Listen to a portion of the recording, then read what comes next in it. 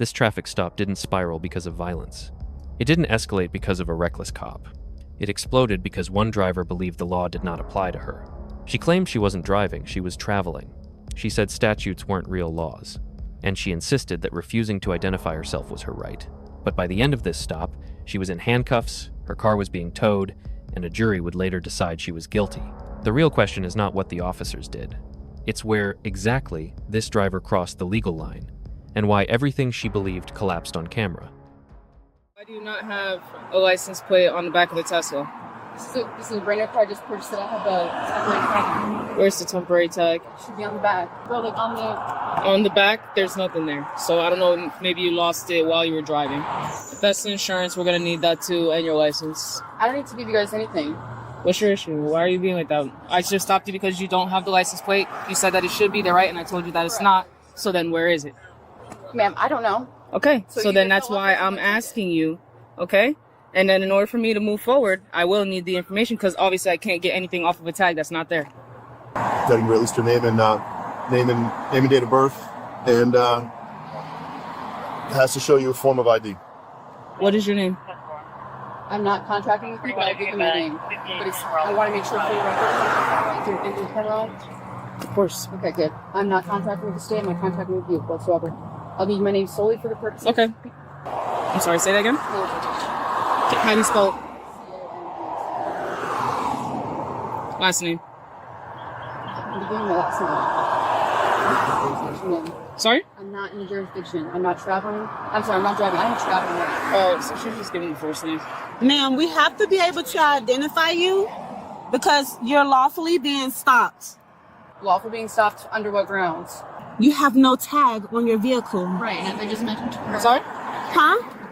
So you have no tag on your vehicle. That's why you're being stopped. Correct. Okay. So being that you're on a lawful stop, you're being lawfully stopped with probable cause of having no tag. What crime is that? You're not understanding. You have That's no not a tag. crime. That's not a crime. That is a crime. Yes, it is. It's not a crime. Yes, it is. Quick get your attorney. Are you going to identify yourself? You have to have some type of way to identify you. Okay, what are you looking at? 10-4. She's talking to you, so then talk to her. If I was going to talk to you, you should have done that earlier. All of my stuff. I'm actually listening to the radio, so. ID for us to identify you. It's in my trunk. Where in your trunk? Where in your trunk? Like in a bag? Yes, in a packet because I enrolled her to the school, so I have a packet that's full of all of my personal documents, my social, my passport, etc. So it's in a bag in the trunk. Correct. What color is the bag? It's not in a bag, it's in a pouch. Okay, so what color is the pouch? Purple. So it's a purple pouch in the trunk that has your ID in it. So can you open the trunk so we can get your ID? I can open the trunk and get my ID. No, we cannot allow you to get out and go in the trunk. Well, I'm not allowing you to go in Okay, so can you give us your name? I just gave it First name, last name, I date just of gave it birth. to her. We're going to need more information than what you were telling us. Either you allow for us to get the documents out of your trunk, or you give us the information verbally. Those are your only two options at this time. You have to. I'm trying to work with you, but you guys are being Go ahead and roll, Johnson. extremely aggressive. Yeah. You have to identify. Make sure you're ready to get her out of the car. All right. We're going to go ahead and... Is the car off? No, excuse me, what are you about to do? Is the car off, What are you ma'am? about to do? We're going to remove you and the passenger out of the vehicle You are due not to going you to do not that. wanting to cooperate with I us and am provide us not the information that we are asking for you to give us. Go Go ahead and step out. Step out. Because you're not identifying yourself. I just gave you my freaking name. What the hell are you talking about? Yes, I did. Do not touch me. Get out of the car. No, y'all. Just come over here. What are you doing? I'm going to have you come to the back of the car over here. Do not touch my daughter. Your daughter's cooperating. We don't have to do anything.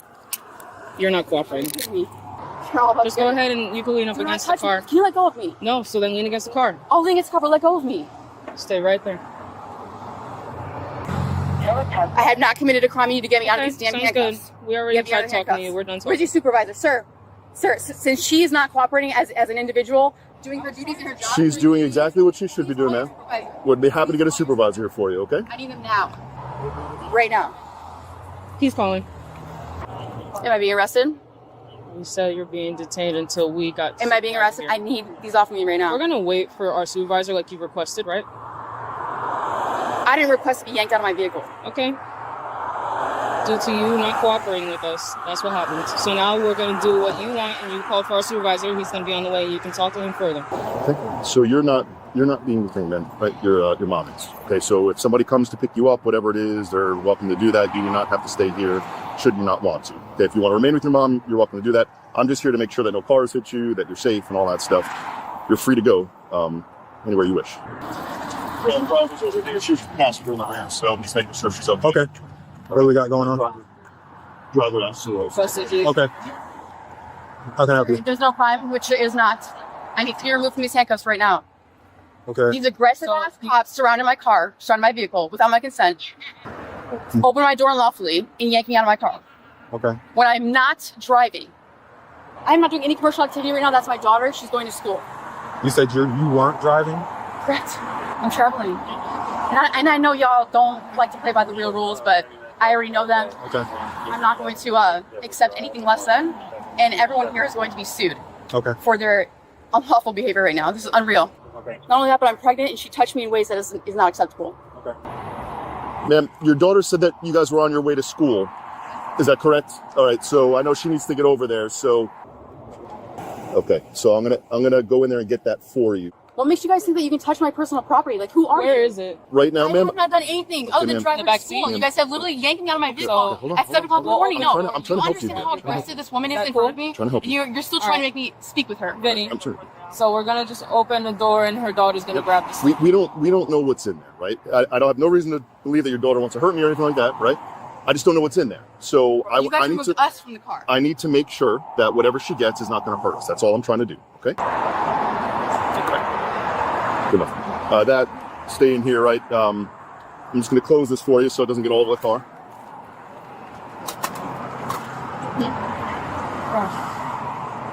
It doesn't really.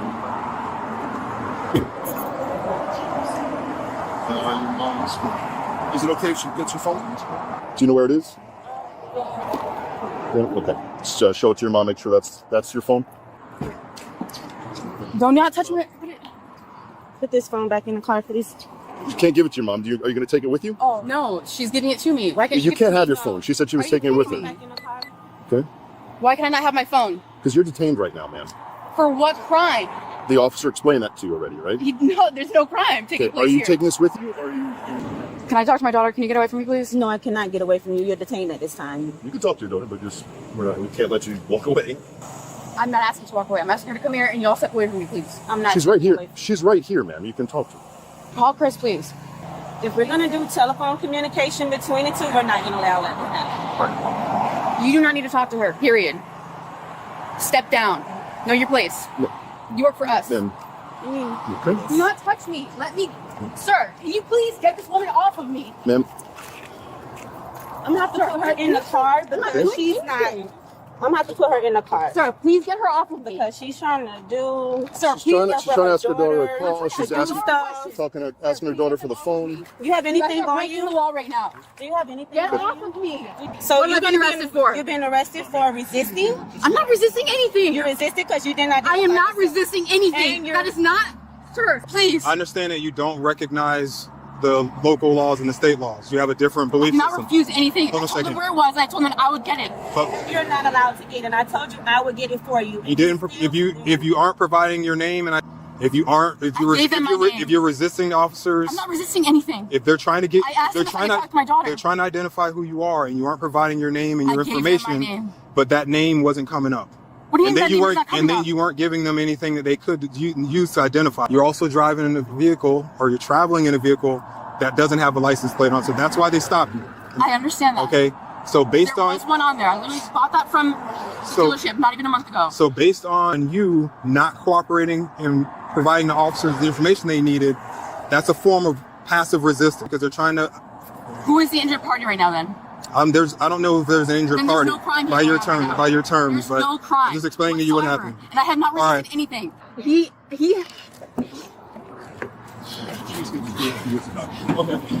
Ma'am, do you want me to? Your daughter needs to get to school. Can you please call Chris? Is he not answering? Ma'am, Okay, how you get your daughter to school? Because this is why I separated you, because you're trying to do stuff through your daughter, which you're not allowing. How are you going to get your daughter to Who are you, my maker? Like, who are you to not allow? We're gonna close the door. Am I going to walk her over there, or is she going to walk by herself? I don't really think she's... Picture yourself starting an ordinary morning. You're driving a familiar route, the kind you've taken hundreds of times. The destination is routine. The stakes feel low. Nothing about the moment suggests danger, conflict, or consequence. This is the kind of morning where you expect the day to simply continue. Now picture that same moment minutes later. Your car is no longer moving. Your plans have stopped. Your freedom is no longer assumed. By the end of this encounter, handcuffs are involved. Custody becomes real. Charges are no longer hypothetical. What began as a mundane interruption ends with a criminal booking and a legal record that does not disappear when the morning does. Here is the shock. Nothing violent happened. No threats were made. No weapons were used. No dramatic outburst triggered an emergency response. The escalation did not come from force. It came from belief. A belief that certain words could override authority. A belief that refusing to cooperate was a form of protection.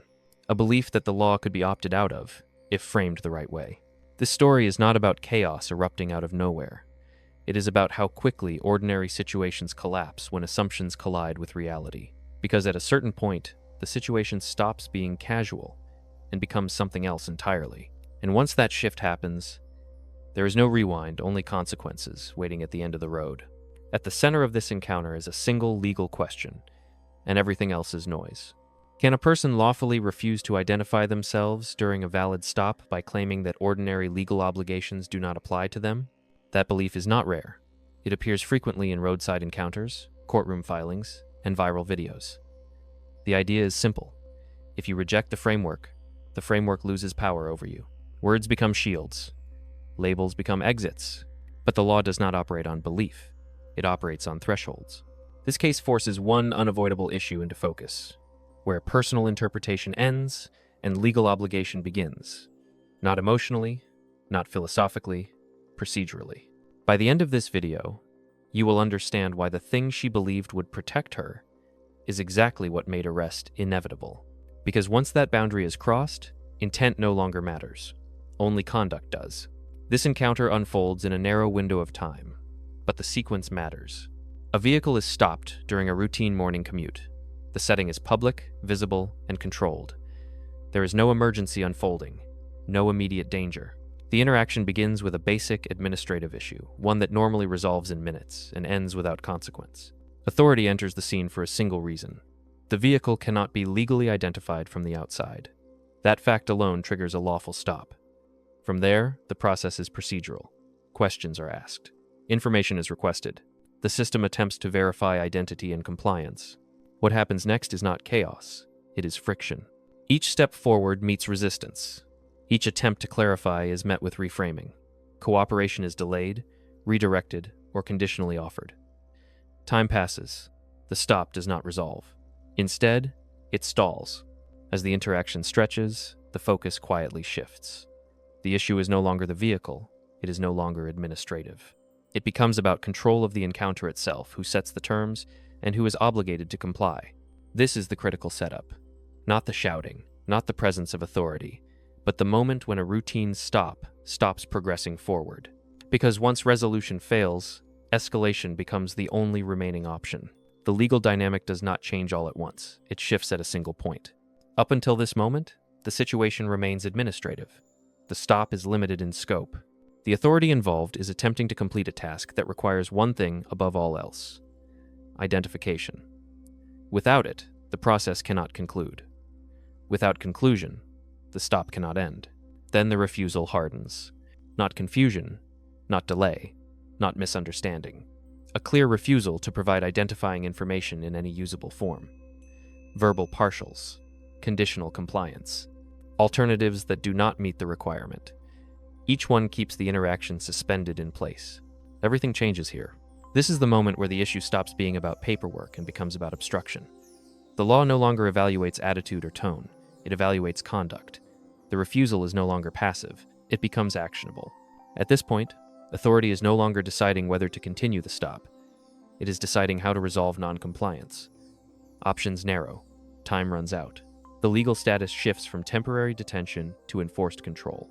The individual may believe the line has not been crossed, but the law measures that line differently, and once crossed, the outcome is no longer negotiable. From here forward, escalation is procedural, not personal. The central legal myth in this case is simple. Refusing to identify yourself is protected speech, and protected speech cannot justify arrest. That belief collapses under statute. The law does not criminalize disagreement. It criminalizes interference with lawful process. During a valid stop, the state has a limited but enforceable authority to identify who it is dealing with. That authority is not philosophical. It is procedural. Here is the distinction that matters: speech versus conduct. Arguing is speech. Questioning authority is speech. Disagreeing with the law is speech. None of that creates criminal exposure on its own. Refusal does. Once probable cause exists for a stop, officers are permitted to demand identifying information necessary to complete that stop. The threshold is not consent. It is necessity. Without identification, the stop cannot resolve. Without resolution, detention lawfully continues. This is where speech becomes conduct. The moment refusal prevents completion of a lawful stop, the behavior crosses a statutory line. The standard applied is not whether the person feels justified, but whether a reasonable officer would conclude that the conduct obstructs or resists lawful duties. That is an objectively reasonable test, not a subjective one. Annoyance does not matter. Tone does not matter. Belief does not matter. What matters is this: the refusal is sustained, deliberate, and effective at stopping the process from moving forward. At that point, continued detention is justified. Physical control becomes lawful. Elevated charges become available. This is where a delay becomes resistance. Another myth surfaces here. Explanation equals compliance. It does not. Explaining why you will not comply is still non-compliance. Offering alternatives that do not meet statutory requirements is still refusal. Conditional cooperation is still obstruction if the condition is rejected. The law is explicit on this point. Officers are not required to negotiate procedure. They are required to enforce it. Once refusal is established, escalation follows a defined path. Control is applied not as punishment, but as resolution. The charge is not based on disagreement. It is based on conduct that prevents lawful authority from concluding its task. And once that threshold is crossed, the outcome is no longer discretionary. It is statutory. Two counter-narratives typically emerge in situations like this, and both fail under the same legal standard. The first is freedom of speech. The law protects expression, not obstruction. You are free to argue. You are free to criticize. You are free to state your beliefs. But once conduct interferes with a lawful process, constitutional protection ends. The objective test is not what was said. It is whether the behavior prevented the stop from being completed. This is where speech becomes resistance. The second narrative is police overreach or brutality. That claim is evaluated using the same objective standard. The question is not whether the interaction felt aggressive. It is whether the force used was proportionate to the resistance encountered. When compliance is refused and the stop cannot resolve, physical control becomes legally justified. Discomfort does not equal unlawfulness. Emotion is not evidence. Volume is not proof. Perception does not override statute. The law does not reward escalation through refusal. It addresses it. Once those two shields collapse, the legal analysis simplifies. The encounter is no longer about rights being violated. It is about duties being ignored. And in that framework, the outcome becomes predictable. What emerges here is not a medical condition or an emotional breakdown. It is a recognizable behavioral pattern. The pattern begins with authority, confusion, the belief that rules apply selectively, or only with personal consent. That belief is reinforced by status insulation, the assumption that confidence, vocabulary, or perceived knowledge can substitute for compliance. When challenged, the response shifts into entitlement, reframing lawful requests as personal attacks. From there, the pattern escalates into weaponized victimhood. Ordinary enforcement is recast as persecution. Boundaries are interpreted as aggression. Responsibility is displaced outward. This sequence often includes elements of Darvo: deny the obligation, attack the authority enforcing it, and reverse the roles of victim and offender. This is not a mental health diagnosis. This is a behavioral pattern. And when this pattern meets a legal system built on procedure rather than persuasion, it consistently produces the same result. The encounter ends the same way these cases almost always do, not with vindication, but with documentation. Formal charges are filed. The individual is booked. The allegations are specific and procedural. Failure to provide identification, resistance without violence, and related administrative violations tied to the stop itself. None of these charges require malicious intent. They require only conduct that meets statutory thresholds. From there, the system moves forward without emotion. Court dates replace roadside arguments, evidence replaces belief. Video replaces narrative. The law evaluates what happened, not what was claimed. Exposure becomes real. Fines are imposed. Time in custody becomes a possibility rather than a threat. Even when incarceration is limited, the record remains. Appeals may follow. Outcomes may vary. But the process is no longer reversible. This is the point many misunderstand. The law does not escalate to prove authority. It escalates to restore order when procedure breaks down. Compliance ends encounters. Refusal prolongs them. Resistance transforms them. Order is not oppression. It is structure. And structure depends on predictable rules applied without exception. Freedom exists within that framework, not outside it. When individuals attempt to opt out of shared legal obligations, the system responds the only way it can with enforcement. The result is not personal. It is institutional. And once the threshold is crossed, the conclusion is inevitable.